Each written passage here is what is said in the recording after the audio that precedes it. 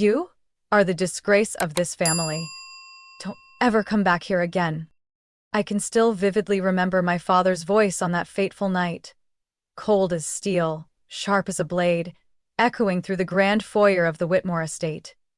He was Dr. Harold Whitmore, the chief medical officer of a renowned teaching hospital in Chicago, a man who firmly believed that success only had one mold: wear a white coat, diagnose patients, and earn accolades from medical journals.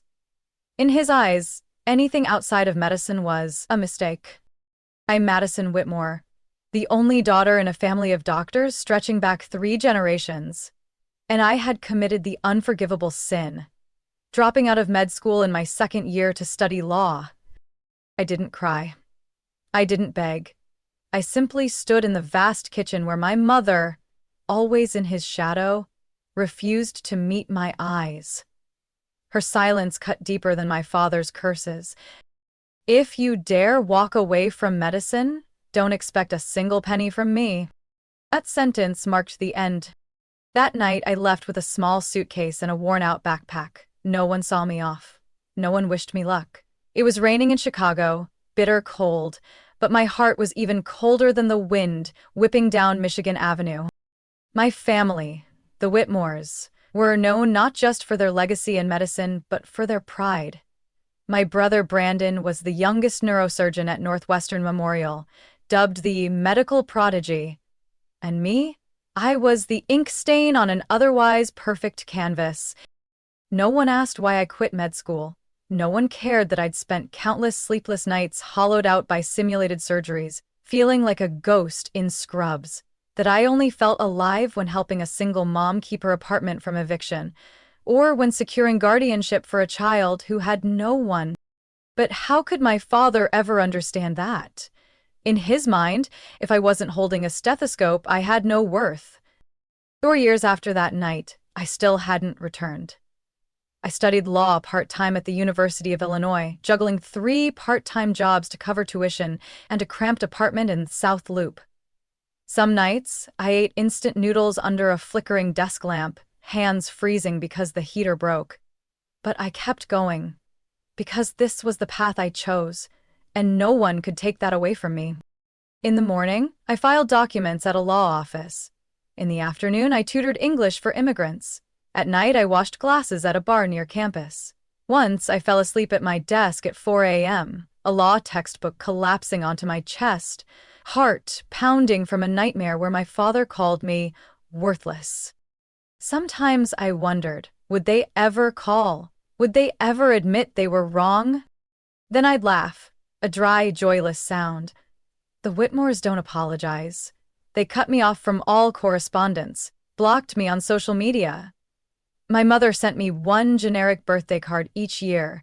No handwritten note, just a pre-printed line, wishing you peace. I kept them all, not out of hope, but as a reminder of how far I'd come through the dark, on my own. Now, standing at the threshold of graduation, just 1 semester away from finishing law school, I knew I didn't need their approval. But the old wounds still ached. I hadn't just left a career path, I'd left behind a world that never accepted me for who I really was.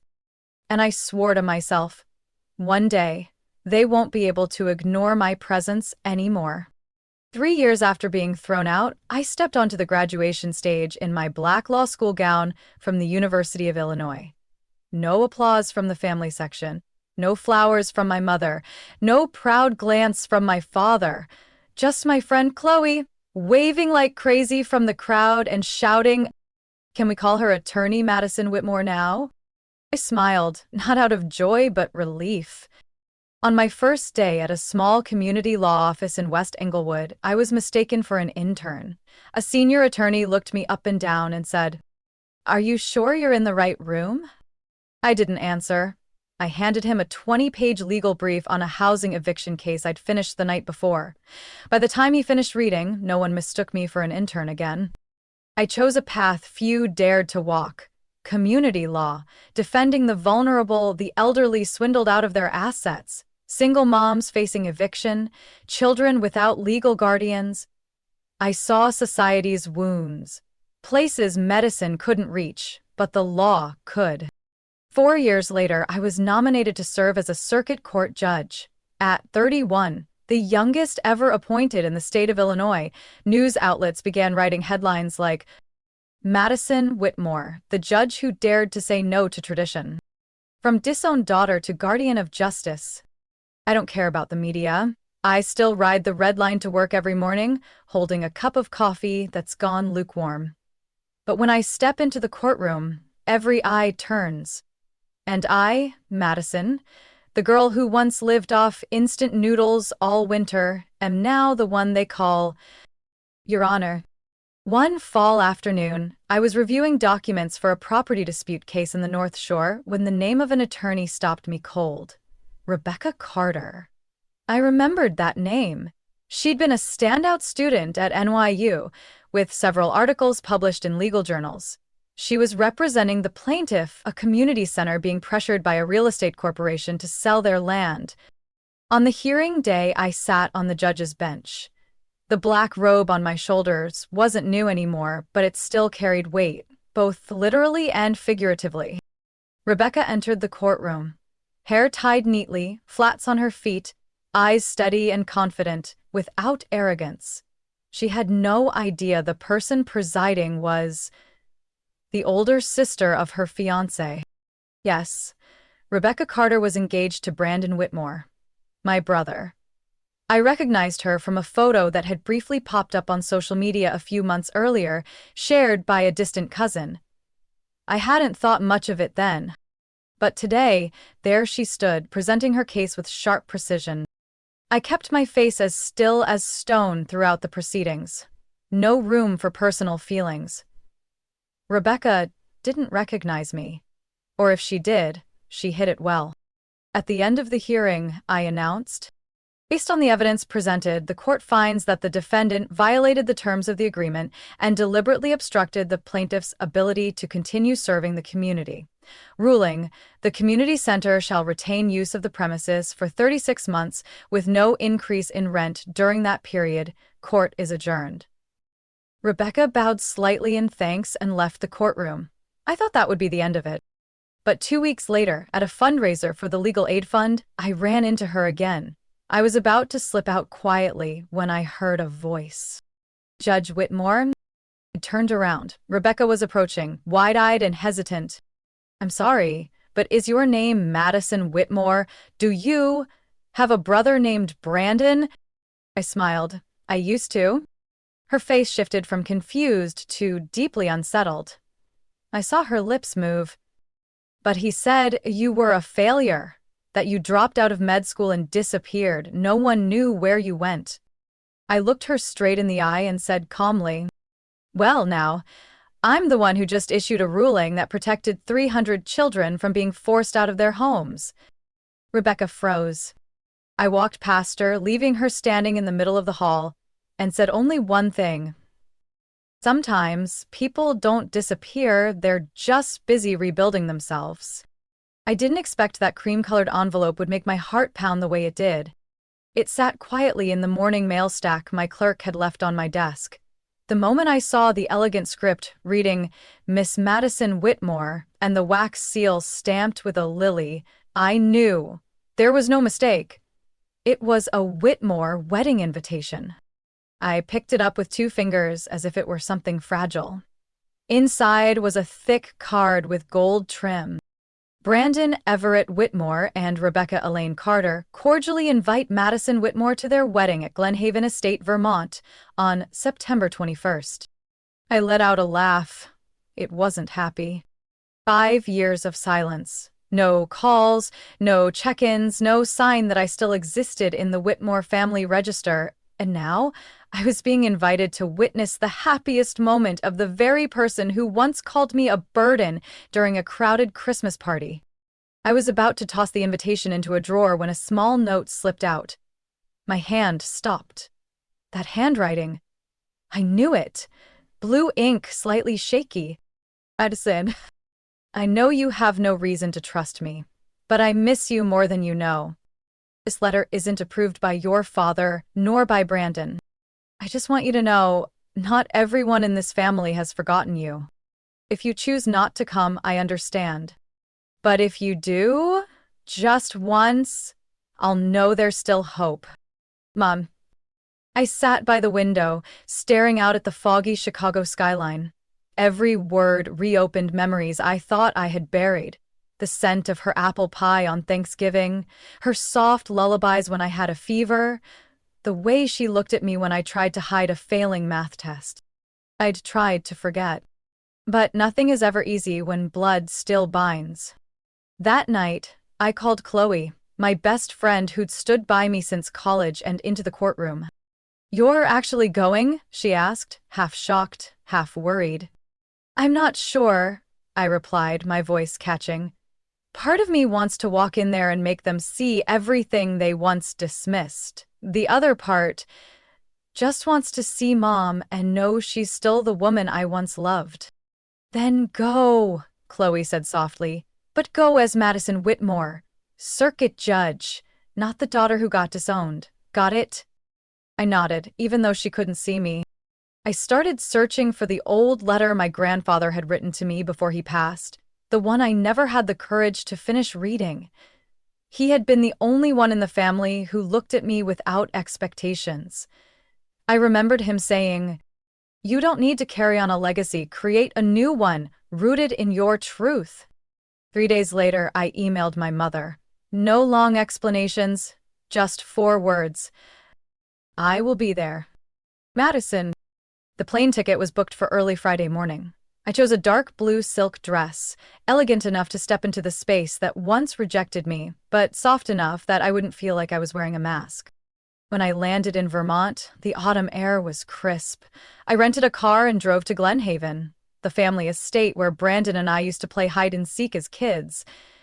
It had been 5 years, but everything looked as perfect as ever. Still the white picket fence, the koi pond beside the lavender garden. I pulled up to the front gate.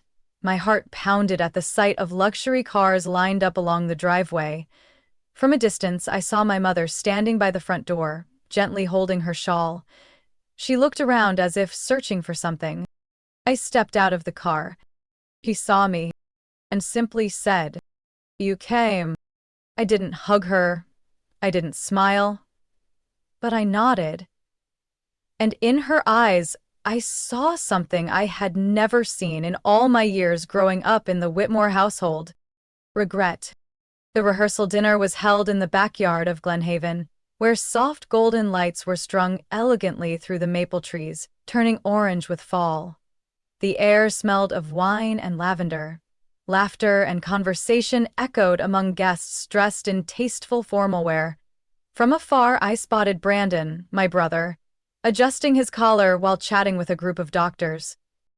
I walked down the gravel path, clutching a small leather clutch, keeping my steps steady. No one recognized me until she appeared. Rebecca Carter, Brendan's fiancée, was checking the seating chart. She wore a simple ivory dress, her blonde hair loosely tied to the side. When she looked up and saw me, her face flickered with surprise. Then her eyes lit up. She walked toward me, beaming.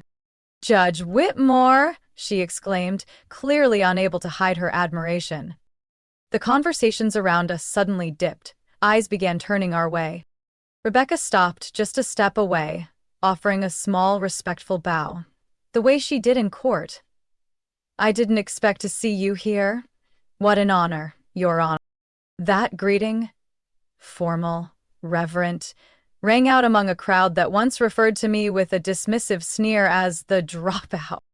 I smiled without saying a word, but then I heard the crash of a glass hitting the ground behind me. Brandon. He stood frozen in the courtyard, eyes locked on me, his face pale as if he'd just seen a ghost. I turned toward him, slowly. "Hello, Brandon." No one spoke. No one moved. It was as if time had frozen. Rebecca looked at me, then back at Brandon. "Wait, you two know each other?" Brandon swallowed hard, trying to stay composed. "Yeah, this is Madison, my sister." A murmur swept through the crowd. A few eyes widened in shock. Rebecca stood stunned. Your sister? She repeated. Then the pieces started clicking into place. Madison Whitmore is your sister. But you said she dropped out, disappeared from the family, and never kept in touch. I picked up a glass of water from the nearby table, took a sip, and replied, not entirely untrue. I did disappear, but only so I could come back in a way they couldn't erase. Brandon stepped toward me, his voice tight. You don't have to make this a scene. I'm not doing anything, Brandon, I said calmly, looking him in the eye. Your lies are what made this moment happen. Rebecca turned to my brother, her eyes a mix of pain and confusion. How long have you kept this from me? Brandon stayed silent. What else are you hiding from me? Her voice started to break. I didn't want to turn this place into a battlefield, but something inside me was tired of enduring. It was time for the truth to be spoken. No more whispers behind closed doors. I stepped forward. You told Rebecca I was a failure, that I quit, that I couldn't commit to anything. But you left out that I graduated law school with honors, was appointed a judge before turning 32, and issued rulings that saved a community center supporting over 200 low-income families, including one case Rebecca herself represented. Every eye was now on me, not with pity, not with scorn, but with respect. Rebecca clenched her hand. She slipped the ring off her finger and placed it into Brandon's palm. We need to talk. But not now. Not here, she said firmly, her voice steady. Brandon tried to stop her, but Rebecca had already turned and walked away. No tears, no glances back. I stood there in the courtyard, still holding my glass of water, not triumphant, just relieved.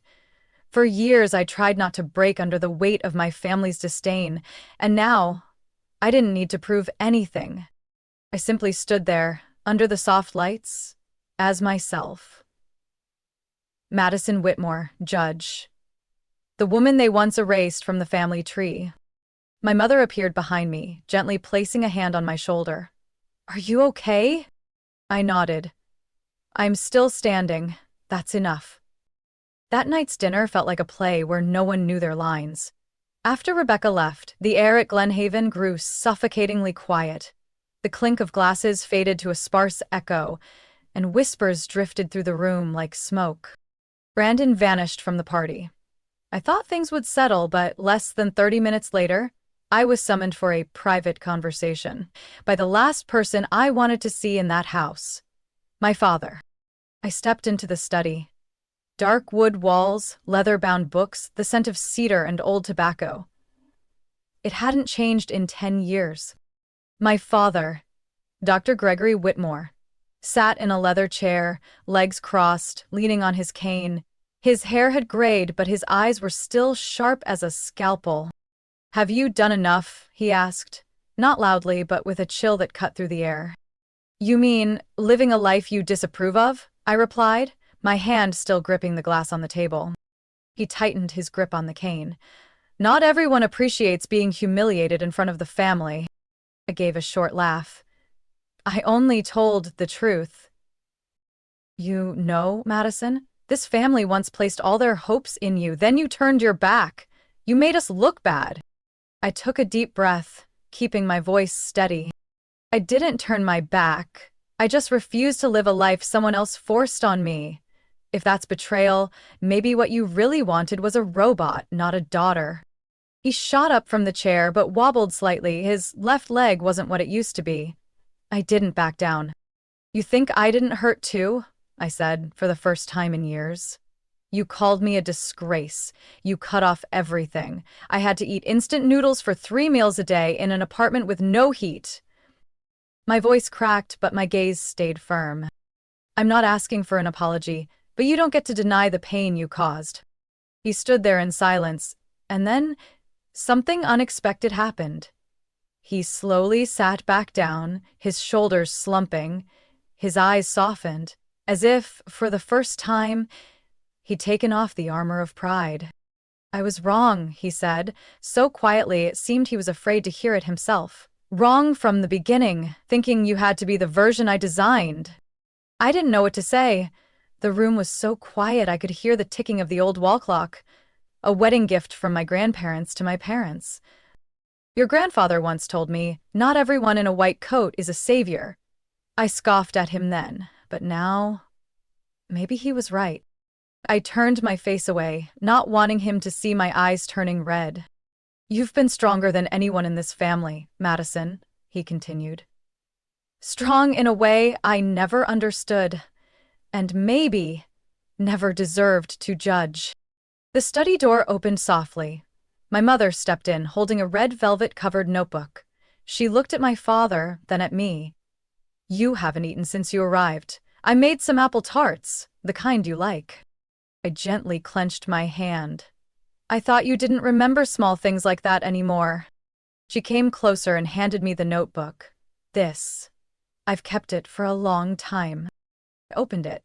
It was filled with newspaper clippings and printouts, photos of me at my judicial swearing-in, articles interviewing me about family court reform, even a write-up on a case I ruled on that Rebecca had represented. "You've been following all this time?" I asked, my voice hoarse. "I've always followed you. I just never had the courage to tell you," she replied, eyes brimming with tears. "I was afraid that if you knew I cared, it would only hurt you more." I didn't say anything. I just stepped forward and hugged her tightly. For the first time in 5 years. My father sat silently in the chair, his bony hand resting on his cane, his gaze distant. "Tomorrow, if you'd like, you can sit with us at the wedding.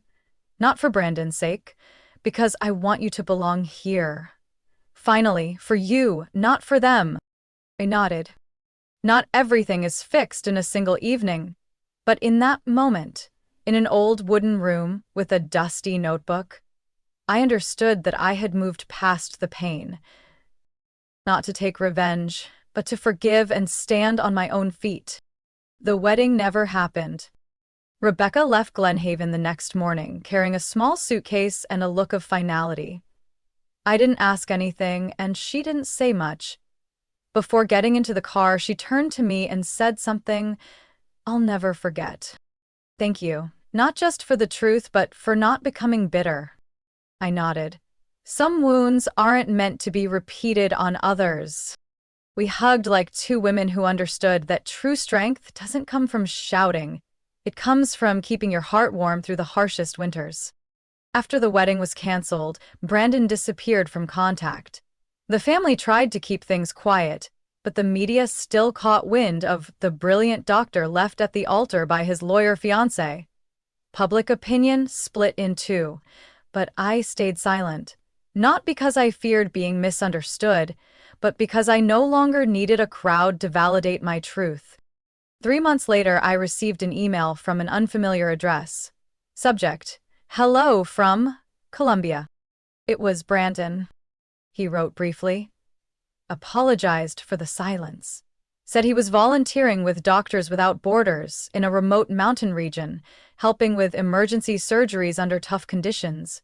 He didn't make excuses, didn't cast blame, just said that for the first time in his life, he felt like he wasn't chasing anyone anymore. "You were right. A prestigious degree doesn't make a person. Thank you for not giving up." I didn't reply right away. I read the email over and over again, more than 10 times. And finally, I wrote back a single line. "We're all learning to become kinder versions of ourselves." Since then, once a month, I get a message from Brandon, sometimes telling me about a difficult surgery that went well in a field hospital, sometimes admitting that he's still learning how to cook for his patients. Over time, those emails became an unnamed bridge between two people who once shared blood but had become strangers. My mother, on the other hand, changed slowly but surely after that night. She began sending me medical articles with legal angles, a subtle way of asking for my opinion without making me feel like I was being checked on. She started referring to me as my daughter, Judge Whitmore, whenever friends came over, even though she used to mention me with only a sigh. And my father? He didn't say much. But when I visited home, I saw the red leather notebook my mother gave me placed neatly on the bookshelf. and I saw something unexpected. Next to the portrait of him and Brandon was a smaller photo of me, standing at my judicial swearing-in ceremony. No explanation needed. Sometimes, acknowledgement is shown by where someone places you. One Sunday, I was watering plants on my balcony when I got a message from Brandon. "Back in Chicago next month. Coffee?" I replied right away, "As long as you don't make me speak Spanish." We met at a small cafe near the train station. Brandon looked thinner, tanned, with stubble that hadn't been properly shaved, far from the polished doctor he once was. But his eyes, they had softened. "I brought this." He placed a small ebony box on the table. I opened it. It was the old pocket watch, our grandfather's heirloom. "It should have been yours all along," Brandon said. I touched the face of the watch. Silent. "I know I've been selfish," he continued. "I was always afraid that if you surpassed me, I'd have to face the truth, that I'm not as strong as I thought." I placed my hand on his. "We've all made mistakes. What matters is, we still have the chance to make things right." For the first time in years, Brandon and I laughed together. Not forced, not bitter. Just two people who had hurt each other, learning how to heal. My family isn't perfect, it never will be, but I no longer wish it were. Because now I have a clear place in that picture, not as a shadow pushed aside, but as a bold, defined, and independent stroke. One early winter morning, I stood outside the Northern District of Illinois Federal Courthouse, wearing a freshly tailored black robe made specifically for the occasion. The robe felt heavier than the ones I'd worn before, not just in fabric, but in the weight of the responsibility and the role I was about to take on. The clerk opened the grand doors. I stepped into a courtroom nearly 3 times larger than where I used to work. Polished wooden floors gleaming under ceiling lights that illuminated the gold-lettered words behind the bench. Justice for all. Today was my first day officially serving as Federal Judge Madison Whitmore, the youngest appointee in the district in the last 30 years. Before the first hearing, I glanced around the quiet courtroom. On the bench beside me, I placed my grandfather's pocket watch, still bearing a scratch on the winding lid. He once told me that one day I'd rewrite the rules without breaking the law, and I believe today is that day. The first case on the docket, Carter Legal Aid versus Hastings Development Corp. I looked up. Yes, Rebecca Carter. She entered as counsel for the plaintiff, wearing a charcoal gray suit, her hair in a tight bun, eyes filled with confidence. It had been nearly a year since the called-off wedding at Glenhaven, and she looked not only stronger, but freer. Rebecca now ran a newly opened community law office in Uptown, defending tenants facing eviction and elderly individuals scammed out of their assets. I had heard of her work, but I didn't know who had funded her startup. Until a few weeks ago, over a family dinner, when my mother softly said, "I can't change the past, but I can support the people you believe in." I didn't ask more then, but now I understood. My mother was Rebecca's anonymous benefactor. The hearing proceeded formally. Rebecca argued with sharp reasoning and solid evidence, never letting emotion cloud her case. She was no longer the woman left stunned at her engagement party. She was a full-fledged attorney with her heart in the right place. During recess, she approached me, keeping a professional distance.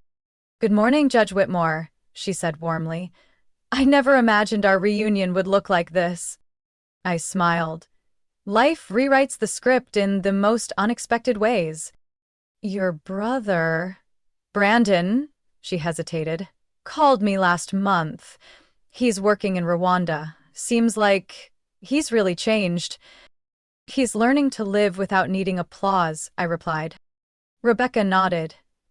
"Maybe we all need a collapse to realize what truly matters." The hearing resumed.